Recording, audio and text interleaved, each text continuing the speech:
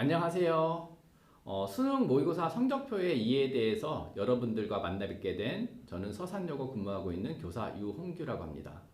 학교 생활에서 내신 성적이 상당히 중요하다는 건 잘 알고 계실 것 같습니다. 그런데 내신 성적 못지않게 중요한 부분 중에 하나가 수능 모의고사입니다. 학생들이 내신 성적만 잘 관리된다고 대학 진학이 잘 이루어지는 것만은 아닙니다.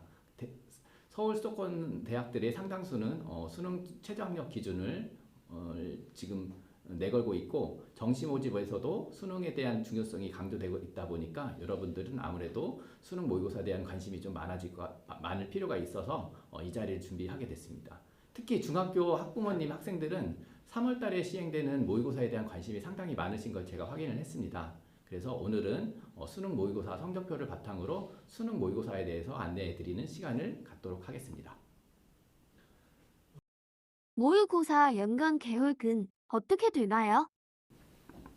네, 우리가 보통 흔히 말하는 모의고사라는 것은 전국연합 학력평가와 수능 모의평가가 있습니다. 첫 번째 전국연합 학력평가에 대해서 말씀을 드리면 고등학교 1, 2, 3학년 재학생들을 대상으로 시도교육청에서 실시하는 시험이 전국연합 학력평가입니다. 1, 2학년은 3월과 6월, 9월, 11월 총 4회에 걸쳐서 실시를 하게 되고 3학년 같은 경우 3월, 4월, 7월, 10월 총 4번이 있습니다. 그런데 여기서 눈여겨보실 부분이 3월 외에는 1, 2학년과 3학년이 좀 시기가 다르다는 것을 느끼실 수 있는데 아무래도 3학년을 대상으로 실시하는 또 다른 모의고사가 수능 모의평가입니다. 그래서 전국연합 학력평가는 총 4회에 이루어지는 부분이 있고요. 반면에 수능 모의평가는 고등학교 3학년과 재수생을 대상으로 하는 시험입니다.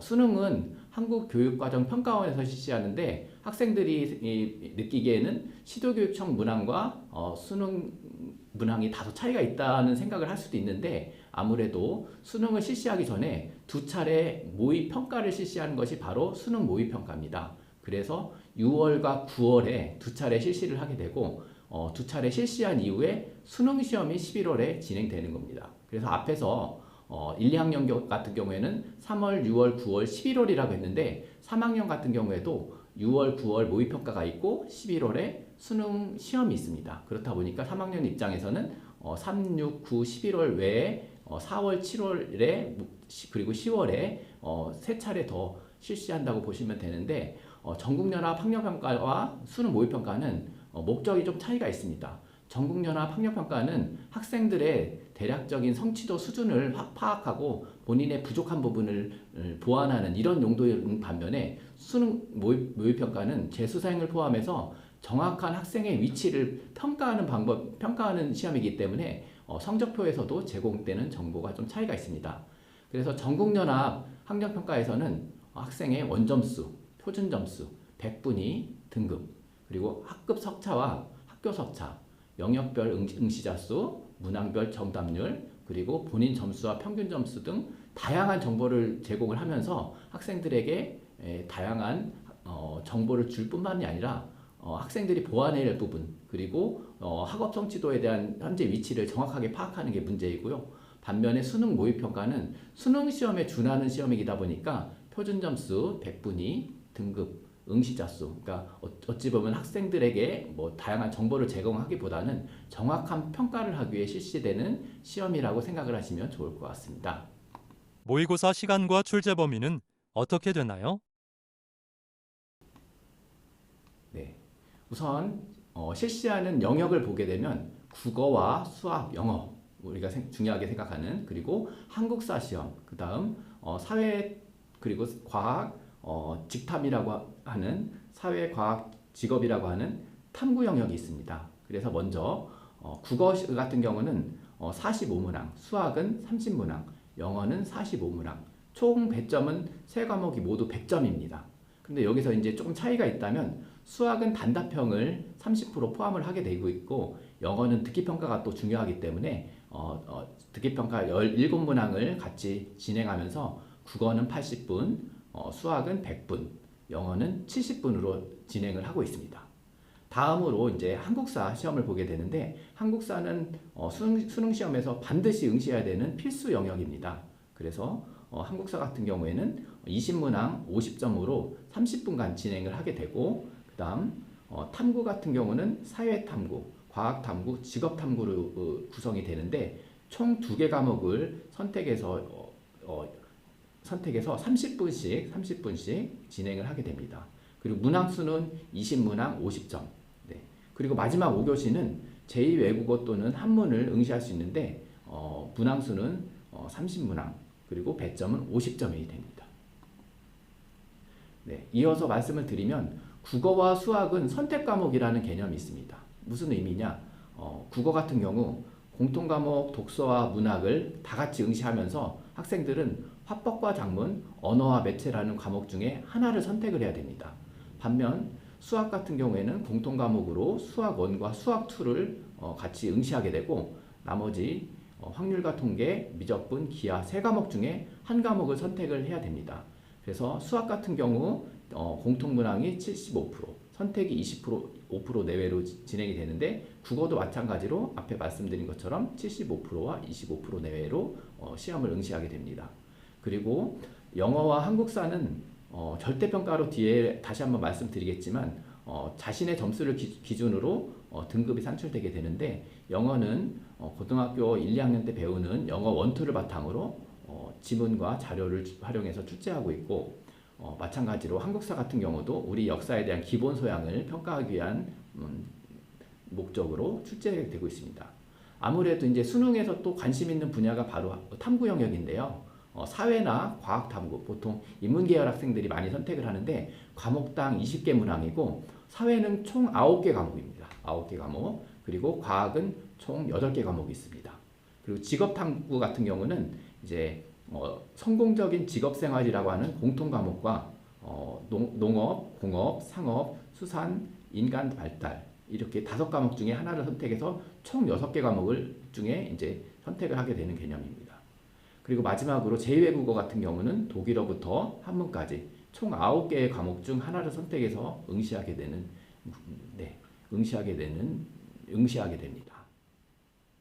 모의고사 성적 통지표는 어떻게 구성되나요?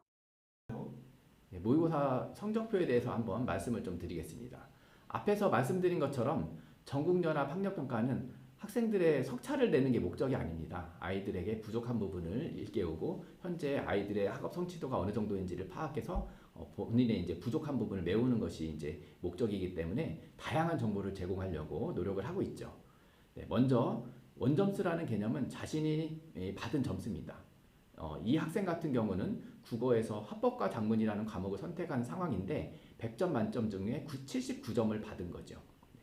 이어서 표준점수에 대해서 뒤에서 말씀을 좀 드릴게요. 그 원점수라는 개념은 이제 본인의 점수인데, 아무래도 우리가 선택 과목 개념이 생기다 보니까 어떤 과목이 좀 어렵다 또는 쉽다, 난이도의 유불리에 따라서 원점수의 차이가 생길 수가 있습니다. 그렇다 보니까 이것을 보완하기 위해서 공정한 방법으로 시행되는 것이 바로 표준점수입니다. 그래서 표준점수가 이제 제공이 되는데, 표준점수라 하는 것은 100점을 평균이 100점이 되는 것이고, 표준편차와 평균을 고려해서 이제 그걸 가지고 이제 계산을 하게 되는 것이고요.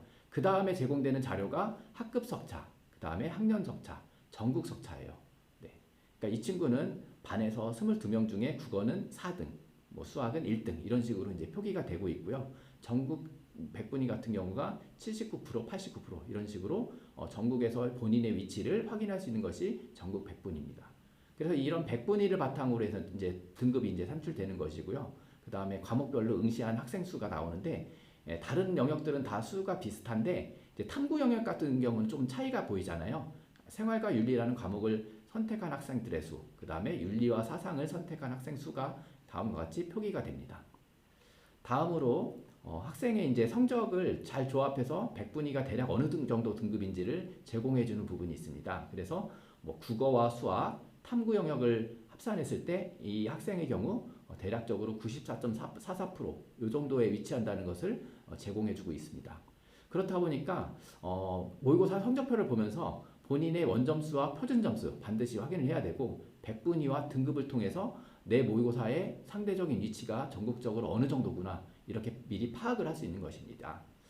다음으로 이제 보충학습이 필요한 문항 번호가 이렇게 기재가 되는데 이 문항들은 좀 이 학생이 반드시 맞았어야 될 문항들인데 아쉽게 틀렸다고 이렇게 판단해서 이제 제공해주는 부분이라고 생각을 하시면 됩니다. 그래서 아무래도 내가 성적을 향상을 하고 싶다라고 하면 이 보충학습이 필요한 문항, 이 문항을 중심으로 좀 유형을 좀 잘 파악해서 이제 준비하면 다음 모의고사는 좀 더 좋은 성적을 거둘 수 있을 것이라고 생각합니다. 그리고 마지막으로 정확하게 이 학생이 어떤 문항을 맞췄고 어떤 문항은 틀렸는지에 대한 정보가 제공되는 것이 바로 이 정오답 분석에 해당하는 것입니다. 근데 여기서 좀 학생들이 이 부분을 잘 보지 않는 경향이 있는데 이 부분도 저는 굉장히 중요하다고 생각을 합니다. 아무래도 A라는 A가 표기되는 문항은 상대적으로 정답률이 굉장히 높은 문항이에요. 그래서 이 하단에 보시면 80% 이상인 쉬운 문항인데 틀린 문항이 있을 수가 있거든요. 그래서 A는 쉬운 문항, E는 조금 어려운 문항. 그래서 난이도에 따라서 본인이 어떤 문항을 맞추고 어떤 문항을 틀렸는지를 정확하게 파악할 수 있는 것이 이제 전국연합 학력평가의 성적표입니다. 근데 앞에서 말씀드린 것처럼 수능 시험과 수능 모의평가는 조금 다릅니다. 아무래도 학생의 성적에 대한 보완이나 이런 부분이 아니라 정확하게 성적을 산출하는 게 목적이다 보니까 성적표 자체도 단순합니다. 굉장히 단순하게 나옵니다. 그래서 지금 홍길동이라고 하는 학생이 있어요. 이 학생은 한국사는 2등급. 그러니까 몇 점을 받았는지도 표기가 되진 않고 있고요. 국어는 화법과 작문. 그래서 표준 점수가 131점에 백분위가 96%. 그래서 1등급을 받은 상황이에요. 그리고 수학 같은 경우에는 확률과 통계를 선택했는데 표준 점수가 높죠. 백분위가 좀 낮은데도 불구하고 표준 점수가 좀 높게 나타나는 이런 현상도 있을 수가 있습니다. 그래서 이제 2등급을 받았고 영어는 1등급. 그리고 탐구는 사탐 하나, 과탐을 하나 선택했네요. 이 친구는 보통 사탐 2개 또는 과탐을 2개 하기도 하는데 지금처럼 사탐 1개와 과탐을 1개 응시하는 것도 가능합니다. 그래서 표준 점수가 각각 59점과 66점, 백분위가 75%와 93% 이렇게 해서 이제 제공이 되는 부분이고요. 그리고 제외국어는 응시하는 학생들이 많지는 않은데 이 친구는 이제 독일어를 선택했고 2등급을 받게 됐다는 것을 알 수 있습니다. 이렇게 이제 성적표를 보시면 어떤 정보를 제공하는지 한번 확인을 하시고 이 성적표를 단순히 결과로만 보지 마시고 나한테 필요한 부분을 보완하는 용도로 좀 활용을 하셨으면 좋겠습니다. 여기서 한 가지 좀 말씀드리고 싶은 것은 우선 원점수라고 하는 것은 자신이 정확하게 받은 점수입니다. 그래서 이 친구는 여기는 지금 원점수가 표기가 안 되고 있는데 앞에서 봤던 75점이라고 하면 100점 만점에 본인이 75점을 받은 거라고 생각하시면 됩니다.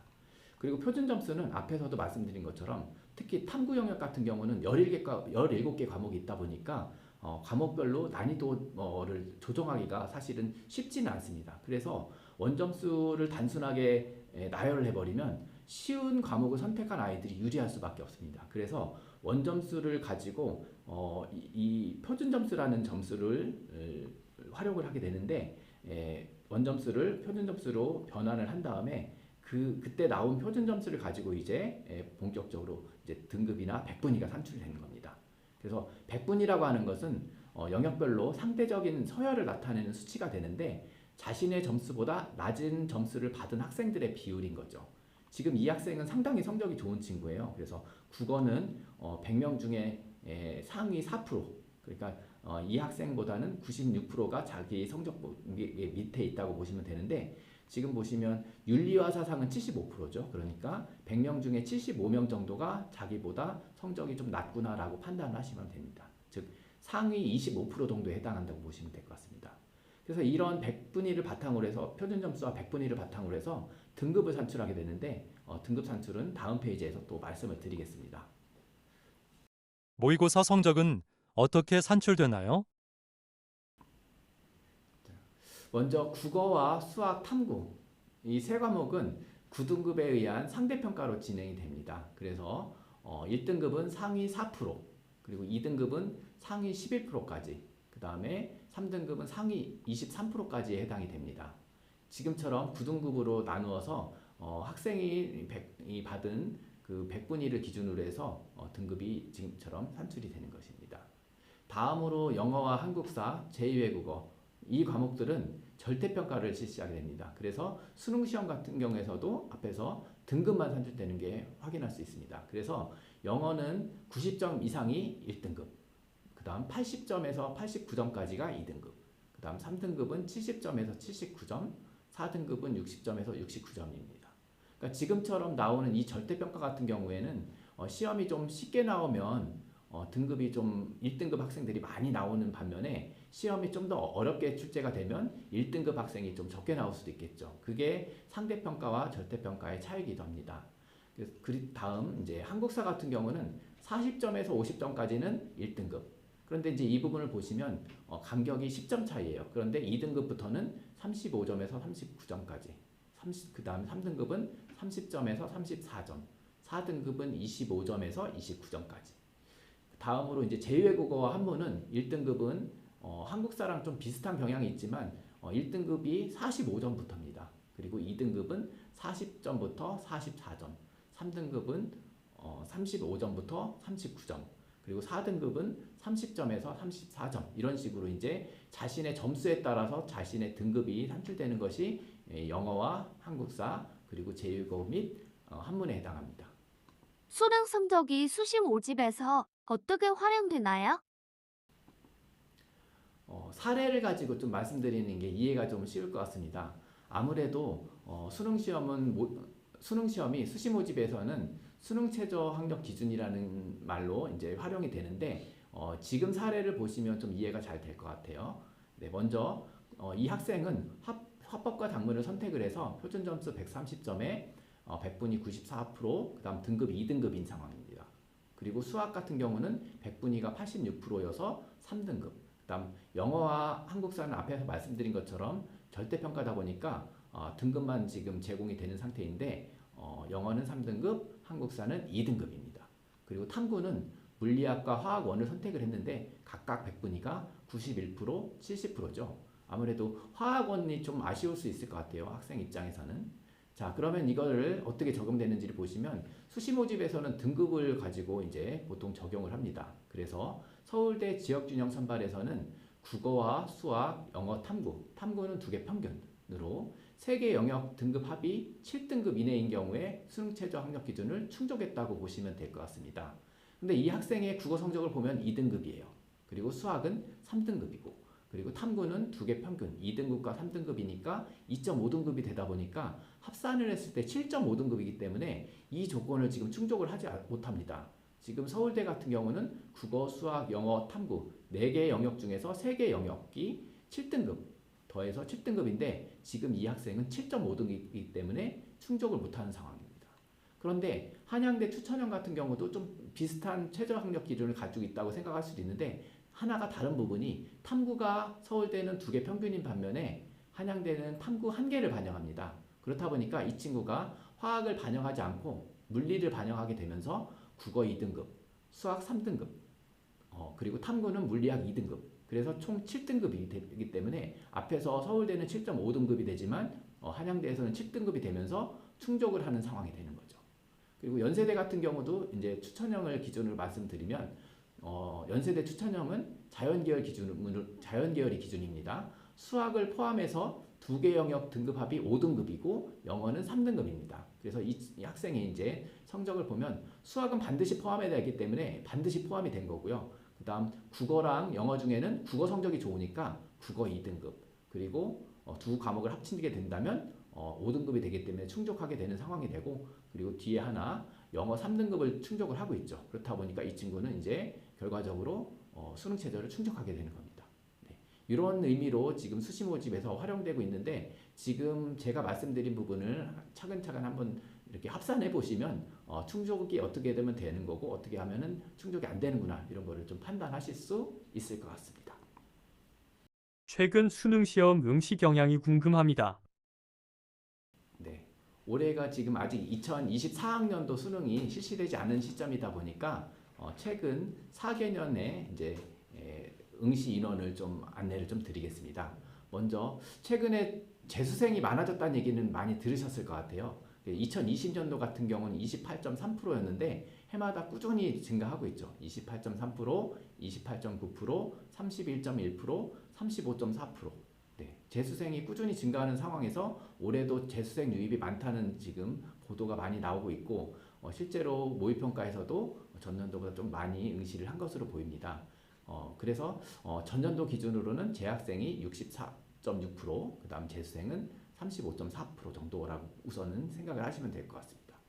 그리고 국어와 수학이 이제 선택 과목이 있는데 최근에 이제 화법과 작문, 언어와 매체의 이제 선택 비율을 보시면 그동안에는 화법과 작문을 선택하는 학생들이 좀 많았어요. 그런데 화법과 작문이 좀 불리하다는 이야기가 좀 많이 돌면서 조금 언어와 매체 쪽으로 학생이 좀 움직이는 경향이 좀 보이고는 있습니다. 그런데 아직은 그래도 화법과 작문이 좀 더 선택하는 비율이 지금 높은 상황이고요.